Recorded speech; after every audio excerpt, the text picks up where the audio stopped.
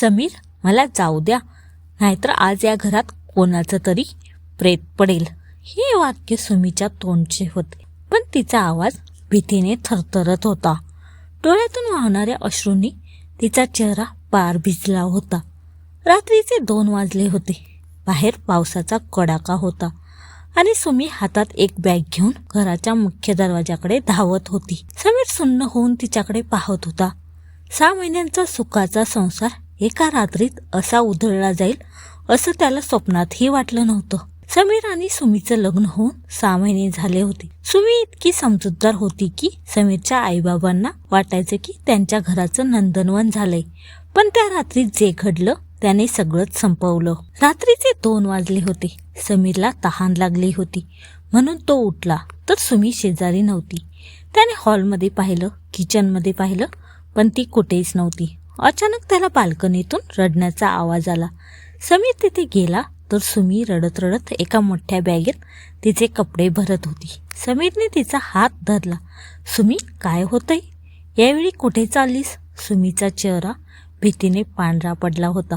ती फक्त एवढंच म्हणाली, समीर, मला जाऊ द्या, नाहीतर आज या घरात कोणाचं तरी प्रेत पडेल. समीर काही बोलणार तेवढ्याच सुमीने धक्का दिला आणि ती धावत खाली उभ्या असलेल्या एका काळ्या गाडीत बसून निघून गेली.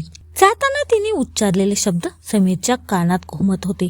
समीर, मला जाऊ द्या, नाहीतर आज या घरात कोणाचं तरी प्रेत पडेल. समीरने रात्रभर सुमीच्या मोबाईलवर फोन लावला, पण फोन स्विच ऑफ होता. सकाळी त्याने हिंमत एकवटली आणि सुमीच्या माहेरच्या गावी फोन लावला. तिथून जे समजलं त्याने समीरच्या काळजाचा ठोका चुकला. सुमीच्या वडिलांनी रडत रडत सांगितलं, 5 वर्षांपूर्वी तिचं लग्न झालं होतं आणि तिच्या पहिल्या नवऱ्याचा संशयास्पद मृत्यू झाला होता. समीरच्या हातातून फोन गळून पडला.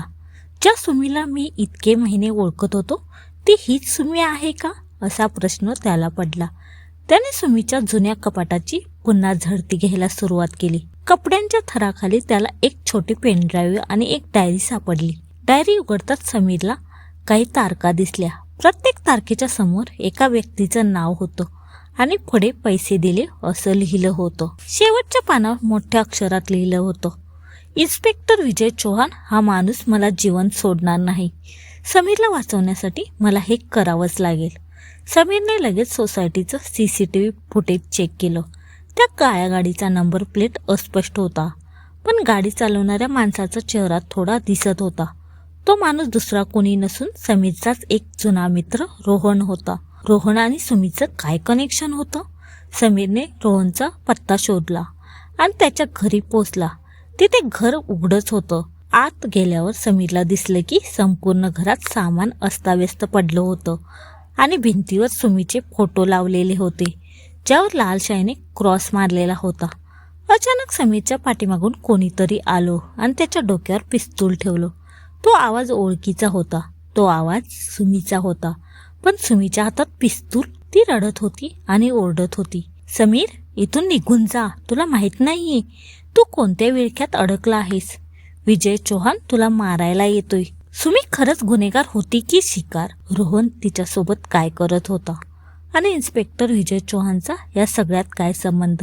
रोहनच्या घरात सुमीने समीरच्या डोक्यावर पिस्तूल धरलं होतं, पण तिचे हात थरथरत होते. समीरने शांतपणे मागे वळून पाहिलं. सुमीच्या डोळ्यातून गळागळा पाणी वाहत होतं. तिने पिस्तूल खाली टाकलं आणि समीर, मला माफ करा, मी हे सगळं तुम्हाला वाचवण्यासाठी करत होते, ती हुंदके देत म्हणाली. समीरने तिला सावरलं आणि विचारलं, सुमी, नेमकं काय चाललंय? रोहन, विजय चौहान आणि तुझा पहिला नवरा, हे सगळं काय आहे? सुमी सांगू लागली, 5 वर्षांपूर्वी माझं लग्न ज्याच्याशी झालं होतं तो एक प्रामाणिक पत्रकार होता. त्याने इन्स्पेक्टर विजय चौहान आणि तुमच्या मित्राच्या रोहनच्या मादक पदार्थ रॅकेटचा पर्दाफाश केला होता, म्हणून त्यांनी माझ्या डोळ्यादेखत माझ्या पहिल्या नवऱ्याला मारून टाकलं. मी एकमेव साक्षीदार होते. समीर सुन्न होऊन ऐकत होता. सुमी पुढे म्हणाली, विजय चौहानने मला जीवन सोडलं, पण एका अटीवर. त्याने मला तुमच्याशी लग्न करायला भाग पाडलं, कारण तुमचे वडील जे निवृत्त वकील होते त्यांच्याकडे या दोघांविरुद्धचे असे पुरावे आहेत जे त्यांना फाशीपर्यंत नेऊ शकतात. मला तुमच्या घरात राहून ते पुरावे चोरण्यासाठी पाठवलं होतं. मग तू ते पुरावे चोरले का? समीरने विचारलं. नाही, सुमी ओरडली.